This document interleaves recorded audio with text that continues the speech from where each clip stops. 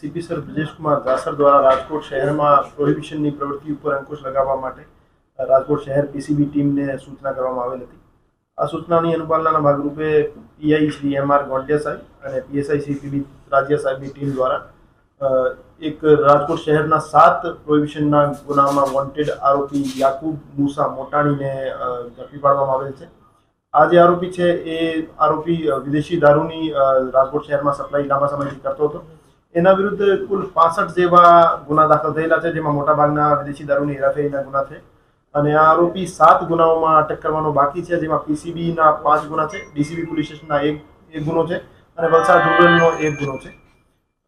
એ જે આરોપી હતો છેલ્લા 4 વર્ષથી દાદરા નગર હવેલી ખાતે ફ્લેટ ભાડે રાખીને રહેતો હતો અને આજુબાજુની વાઇન શોપ્સ જે છે એમાંથી દારૂ ખરીદતો હતો અને દારૂનો જથ્થો ત્યાંથી પાર્સલ કરતો હતો અને એક જીએસટી ઇનવોઇસ મેનેજર નામની એક એપ્લિકેશન હતી, જ્યાંથી એ ફેક જીએસટી ઇનવોઇસ જનરેટ કરતો હતો અને ત્યાંથી એ ફેક જીએસટી ઇનવોઇસ આધારે પાર્સલ અહીંયા લોકલ બુટલેગર્સને સપ્લાય કરતો હતો। અને ખોટા બિલ બનાવવા બાબતે એના વિરુદ્ધ અલગથી જે ફોર્જરીની કલમો છે એનો પણ ઉમેરો કરવામાં આવેલ છે અને આ જે આરોપી છે એ ખુશ્બુ બ્યુટી કેર સેલવાસ અને બીટી બિગ બજાર સેલવાસ નામની કંપનીઓના બિલો બનાવતો હતો અને અહીંયા ઉમિયા સેલ્સ એજન્સી રાજકોટ અને મોશન ઇન્ડસ્ટ્રી રાજકોટ નામના બિલો બનાવતો હતો। તો એ રીતે એ ફોર્જરીની સાથે વિદેશી દારૂની સપ્લાય કરવાનું કામ કરતો હતો। એ આરોપીની અત્યારે ફર્ધર રિમાન્ડ મેળવી પૂછપરછ ચાલુ છે।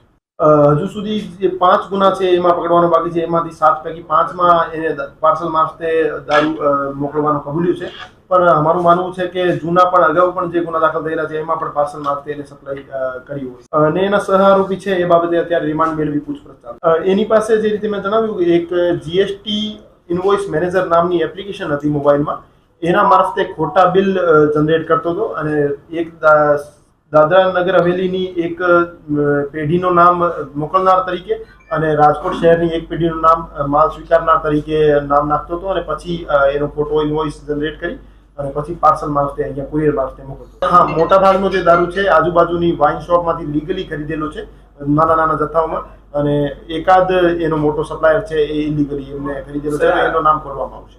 કુરિયરમાં એની હજુ સુધી સાઠગાંઠ સામે નહીં આવી, પણ કુરિયરનો જે પ્રોપર સ્ક્રુટની થતી હતી કે કેમ, એની ચેકિંગ થતી હતી કે કેમ, એ બાબતે કોઈ નિષ્કાળજી જણાઈ આવશે તો કુરિયર એજન્સીને પણ એમાં ઇન્વોલ્વ કરવામાં આવશે। મોકલનાર તરીકે એ 2 કંપનીના બિલો સામે આવ્યું છે, જેમાં ખુશ્બુ બ્યુટી કેર સેલવાસ અને બીટી બિગ બજાર સેલવાસ એ 2 એજન્સીના નામ ઇન્વોલ્વ કરતો હતો અને માલ લેનાર તરીકે ઉમિયા સેલ્સ એજન્સી અને મોશન ઇન્ડસ્ટ્રીઝ રાજકોટ એ 2ના નામ હતા। એ બાબતે એ જે આરોપી છે એની પાસેથી 8 મોબાઈલ ફોન જે કબજે કરવામાં આવેલ છે એ એફએસએલમાં મોકલવામાં આવશે અને એનો જે ઓરિજિન ક્યાંથી થયું છે એ બાબતે ઊંડાણપૂર્વક તપાસ કરવામાં આવશે।